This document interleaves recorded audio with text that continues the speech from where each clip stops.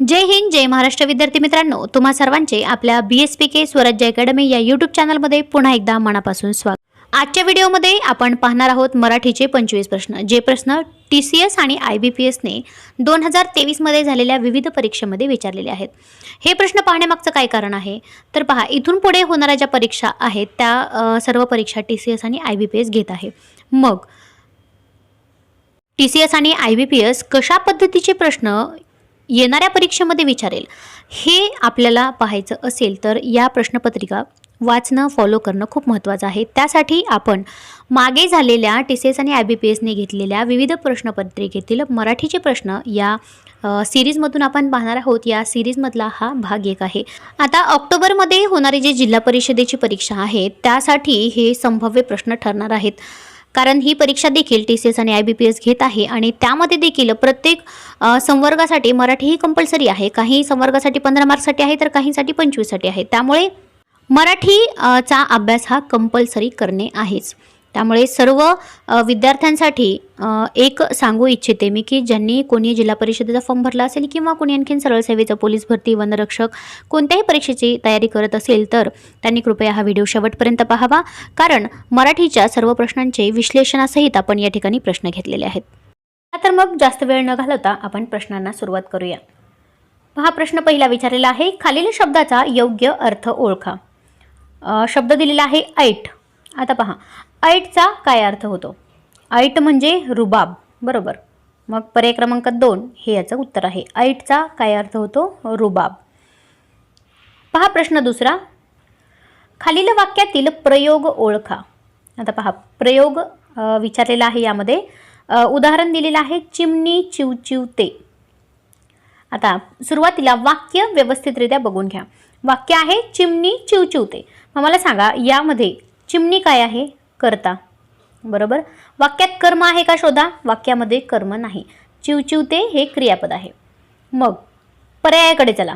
आता वाक्यात कर्म नाही तर मग हे सकर्मक कर्तरी प्रयोग होतं का? नाही होत, बरोबर. कारण वाक्यामध्ये कर्म नाही आहे, त्यामुळे हे कर्मणी प्रयोग होतच नाही, बरोबर.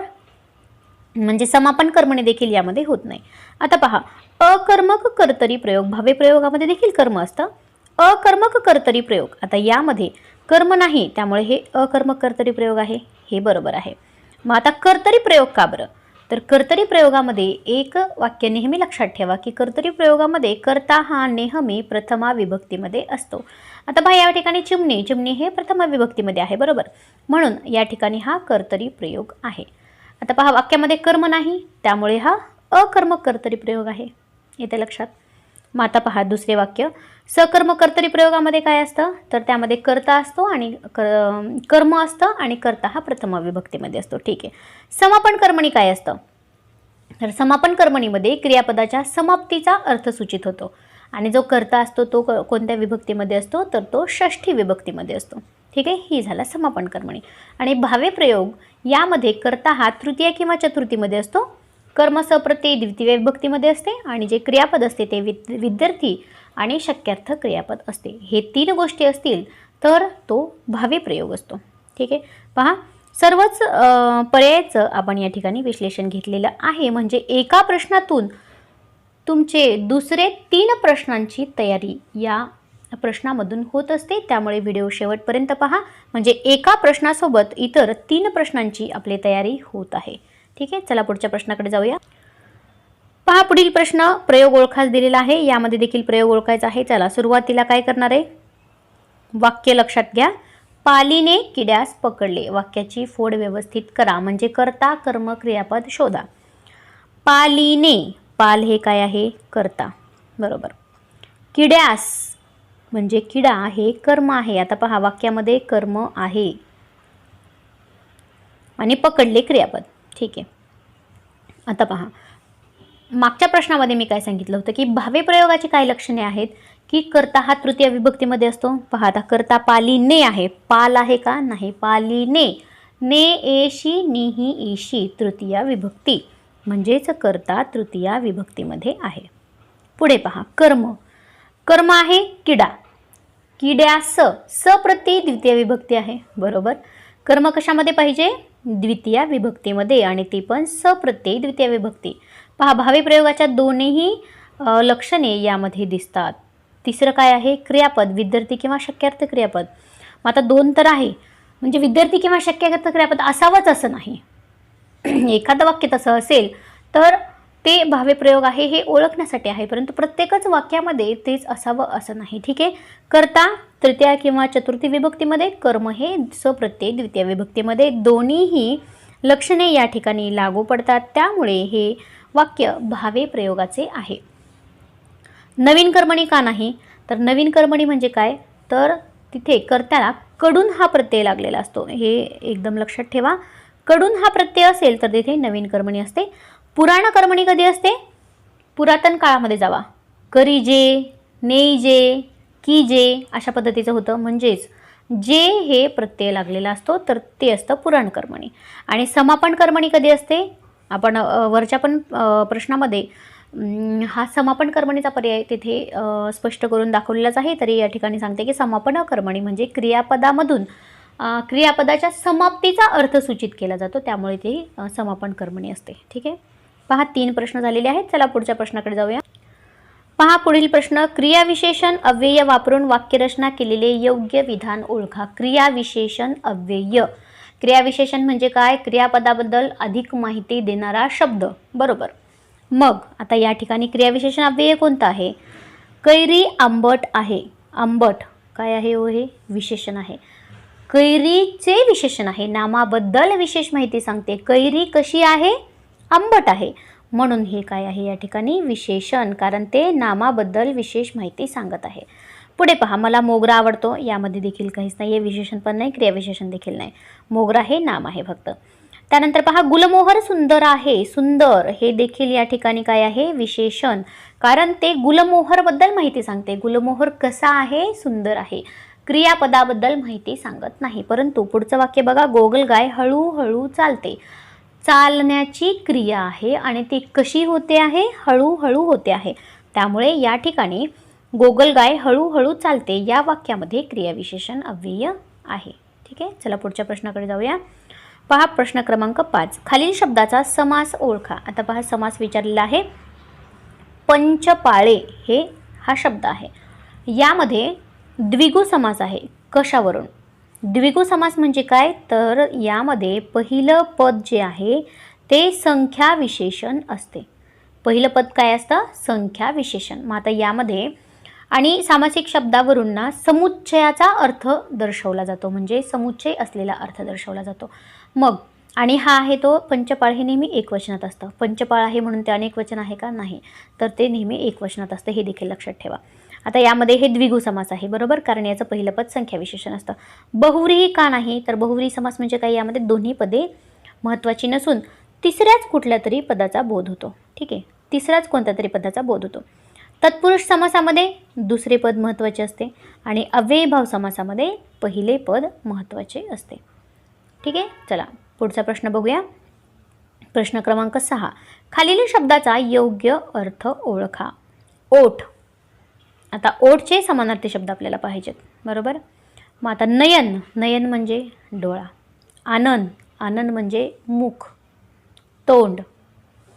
वदन म्हणजे देखील तोंड, मुख, आनंद. आणि ओठ याचा समानार्थी शब्द आहे अधर. अधर म्हणजे ओठ. येते लक्षात. पुढे पहा प्रश्न क्रमांक 7, एकूण 25 प्रश्न आहेत. पहा जिल्हा परिषदच्या काही जे संवर्ग आहेत, काही पदांसाठी 25चा पॅटर्न आहे, म्हणजे 25 मराठी, 25 गणित बुद्धिमत्ता, 25 इंग्रजी आणि 25 सामान्य ज्ञान.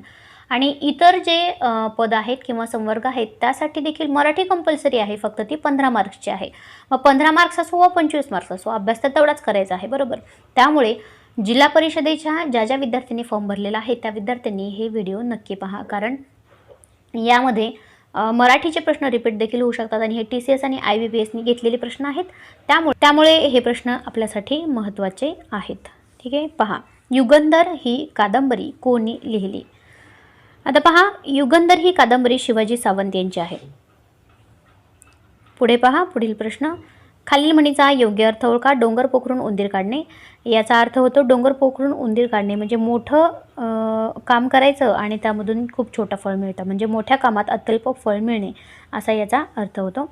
पुढे पहा, भिजकी वही हा साहित्य अकादमी पुरस्कार प्राप्त कविता संग्रह कोणता?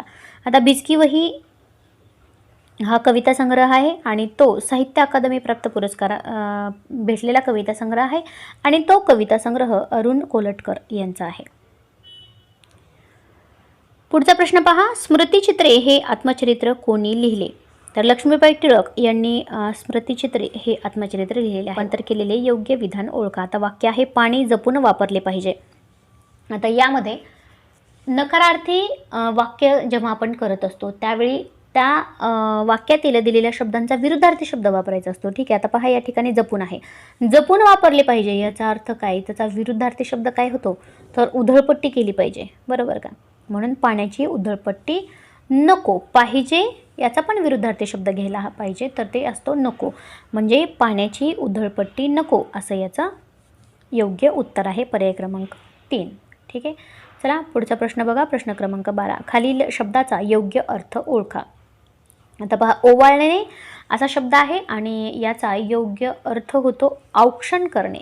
ओवाळणे म्हणजे औक्षण करणे. भाऊबीजला ओवाळलं जातं, रक्षाबंधनला ओवाळलं जातं, पूजा करताना देखील देवाला ओवाळलं जातं, परंतु हे याचे योग्य अर्थ नाही आहेत. याचा ओवाळण्याचा योग्य अर्थ काय होतो? तर औक्षण करणे.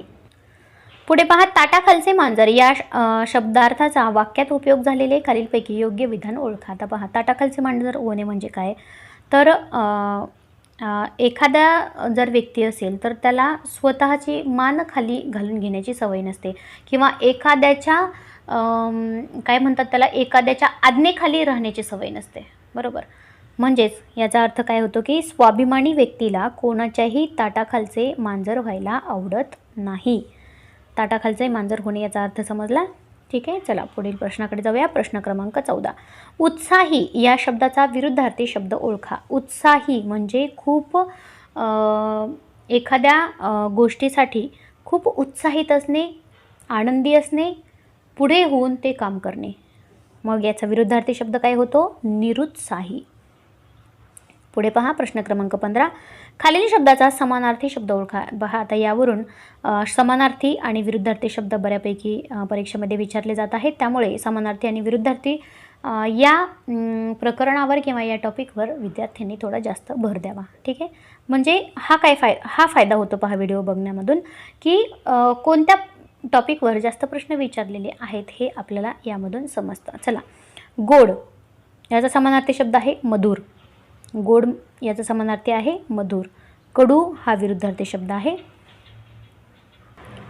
पुढे पहा, खालीलपैकी तिरस्कारदर्शक केवल प्रयोगी अव्यय वाक्यरचना वापरून वाक्यरचना केलेली योग्य विधान ओळखा. आता पहा, यामध्ये विविध केवल प्रयोगी अव्यय वापरलेले आहेत, तर त्यापैकी तिरस्कारदर्शक कोणता आहे हे विचारलं आहे. खूप सोपा प्रश्न आहे. आपण लगेच सांगू शकतो की शी, किती घाण आहे हे तिरस्कारदर्शक आहे. परंतु बाकीचे पहा, शाब्बास, शाब्बास हा प्रशंसादर्शक केवल प्रयोगी अव्यय आहे. बापरे, किती घाण आहे हे, तर बापरे हे आश्चर्यदर्शक क्रियाविशेषण अव्यय केवल प्रयोगी अव्यय आहे. आणि अबब, किती घाण आहे हे देखील आश्चर्यदर्शक केवल प्रयोगी अव्यय आहे. परंतु शी, किती घाण आहे हे आहे तिरस्कारदर्शक केवल प्रयोगी अव्यय. ठीक आहे, चला पुढचा प्रश्न पहा. प्रश्न क्रमांक 17. खालील शब्दाचा समास ओळखा. पहा, समासवरता हा तिसरा प्रश्न आहे. समास ओळखा. मीठ भाकर अव्ययीभाव समास, द्वंद्व समास, द्विगु समास, तत्पुरुष समास. तर मीठ भाकर हा द्वंद्व समास आहे. समाहार द्वंद्व समासाचं हे उदाहरण आहे. समाहार द्वंद्व समासामध्ये काय आहे की मीठ, भाकरी आणि त्यासारखे इतर काही पदार्थ असं त्याचा सामासिक विग्रह होतो. त्यामुळे हा समाहार द्वंद्व समास आहे. अव्ययीभाव समास म्हणजे त्याचं पहिलं पद पहिले पद महत्त्वाचे असते. द्विगु समास म्हणजे काय असतं? तर द्विगु समासामध्ये प्रश्नामध्येच आपण पाहिलं होतं की पहिलं पद हे संख्या विशेषण असते, त्यामुळे हे द्विगु समास नाही. तत्पुरुष समासामध्ये दुसरं पद महत्त्वाचं असतं आणि ठीक आहे, हे तीनही पर्याय बाकीचे झालेले आहेत. मग हा कोणता समास आहे? मीठभाकर हा द्वंद्व समास आहे आणि त्यामध्ये देखील हा समाहार द्वंद्व समास आहे. द्वंद्व समासाचे आणखीन 2 प्रकार आहेत. इतरेतर द्वंद्व समास आणि वैकल्पिक द्वंद्व समास आणि तिसरा प्रकार आहे समाहार द्वंद्व समास. आता इतरेतर द्वंद्व समासामध्ये आणि व या समुच्चयबोधक उभयान्वी अव्ययाने त्या समासाचा विग्रह केला जातो. जसे की आई बाप, आई आणि बाप. आणि वैकल्पिक द्वंद्व समास हा एक प्रकार आहे. त्यामध्ये विकल्प म्हणजे किंवा अथवा वा या शब्दांनी अव्ययी किंवा या अव्ययांनी उभयान्वी या अव्ययांनी विग्रह सामासिक शब्दाचा विग्रह करावा लागतो. जसे की खरे खोटे, खरे किंवा खोटे, बरोबर. किंवा या वैकल्पिक जो शब्द आहे या शब्दाने त्या सामासिक शब्दाचा विग्रह केलेला आहे. म्हणजेच समाहार द्वंद्व समास द्वंद्व समासाचे 3 प्रकार: इतरेतर, वैकल्पिक आणि समाहार. ठीक आहे, चला पुढचा प्रश्न बघूया. खालील शब्दाचा समानार्थी शब्द ओळखा. परत समानार्थी शब्द विचारलेला आहे. गंमत, गंमत म्हणजे मौज, हा त्याचा समानार्थी शब्द आहे. पुढे पहा, एक म्हण वाक्प्रचार दिलेली आहे. पी हळद आणि हो गोरी.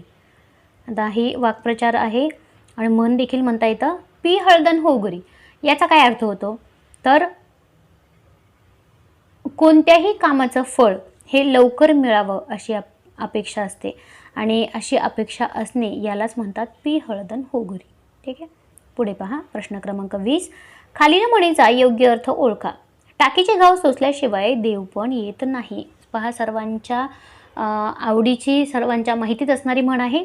टाकीचे घाव सोसल्याशिवाय देव पण येत नाही. याचा अर्थ अगोदर खूप कष्ट सहन करावे लागतात आणि त्यानंतर कुठे वैभव प्राप्त होतं किंवा त्यानंतर त्या कष्टाचं आपल्याला फळ मिळतं. याचाच अर्थ खूप कष्ट सोसावेत तेव्हा कुठे वैभव प्राप्त होते. पर्याय क्रमांक 4 हे याचं योग्य उत्तर आहे, ते बरोबर आहे.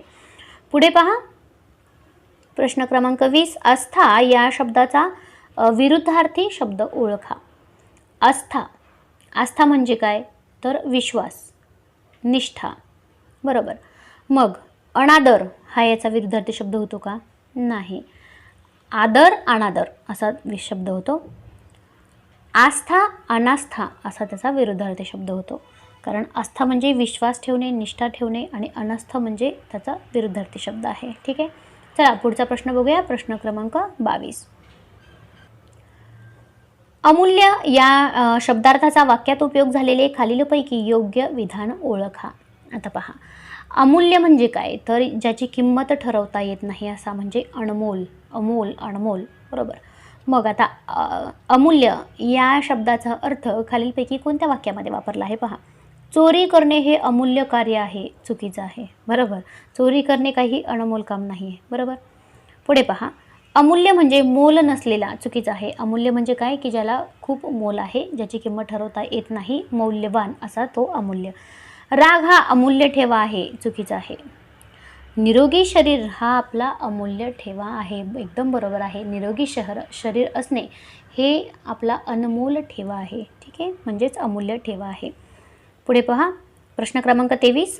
खालील शब्दाचा योग्य अर्थ ओळखा. पहा, आता यामध्ये देखील अर्थ ओळखाचा असा आलेला आहे, म्हणजे समानार्थी शब्द आहे हा देखील. ऐपत, ऐपतचा काय समानार्थी शब्द आहे? कुवत. पुढे पहा प्रश्न क्रमांक 24. सुलक्षणी या शब्दाचा विरुद्धार्थी शब्द. सुलक्षणी म्हणजे चांगले गुण असलेला किंवा असलेली, म्हणजे शुभकारक. मग याचा विरुद्धार्थी शब्द असणार आहे अवलक्षणी. अवलक्षणी म्हणजे अशुभकारक किंवा अनिष्ट लक्षणांनी युक्त. ठीक आहे, म्हणजे सुलक्षणीचा काय विरुद्धार्थी शब्द होतो? अवलक्षणी. पुढे पहा पुढचा प्रश्न, प्रश्न क्रमांक 25. पहा, आता शेवटचा प्रश्न आहे. अळवावरचे पाणी या शब्दार्थाचा वाक्यात उपयोग झालेले खालीलपैकी योग्य विधान ओळखा. अळवावरचे पाणी याचा सुरुवातीला तुम्ही अर्थ लक्षात घ्या. अळवावरचं पाणी म्हणजे काय असतं की क्षणभंगूर, म्हणजे क्षणात संपतं. ठीक आहे, याला काय म्हणायचं? क्षणभंगूर. मग आता पहा, अळवावरचे पाणी आरोग्यदायी असते, चुकीचं आहे. अळवावरचे पाणी दवबिंदूसारखे असते, चुकीचं आहे. पाणी असलेल्या अळवाच्या वडपा खमंग होतात, वड्या खमंग होतात. आता पहा, इथे पाणी असलेल्या अळवाच्या वड्या म्हणजे आळूच्या वड्या, बरोबर. तर अळवावरचे पाणी याचा अर्थ असा नसतो. अळवावरचे पाणी याचा काय अर्थ आहे? तर क्षणभंगूर. मग आईचे रागवणे म्हणजे अळवावरचे पाणी असते, बरोबर आहे. आईचे रागवणे म्हणजे क्षणभंगूर असते, क्षणात रागवते, क्षणात विसरून जाते, बरोबर. म्हणजेच आईचे रागवणे म्हणजे अळवावरचे पाणी असते. हा या शब्दाचा योग्य अर्थ असलेलं योग्य विधान आहे. तर पहा विद्यार्थ्यांनो, इथे ही प्रश्नपत्रिका संपलेली आहे. एकूण 25 प्रश्न या पेपरमध्ये होते. पुढच्या व्हिडिओमध्ये आपण अशाच दुसऱ्या एखाद्या प्रश्नपत्रिकेमध्ये विचारलेले मराठी या विषयाचे विविध 25 प्रश्न आपण पुढच्या व्हिडिओमध्ये पाहणार आहोत. तर चॅनलवर कोणी नवीन असेल तर चॅनलला सबस्क्राईब करा आणि व्हिडिओचं नोटिफिकेशन मिळवण्यासाठी बेल आयकॉन दाबायला विसरू नका. चला पुढील व्हिडिओमध्ये भेटूया पुढील 25 प्रश्नांसोबत. तोपर्यंत धन्यवाद.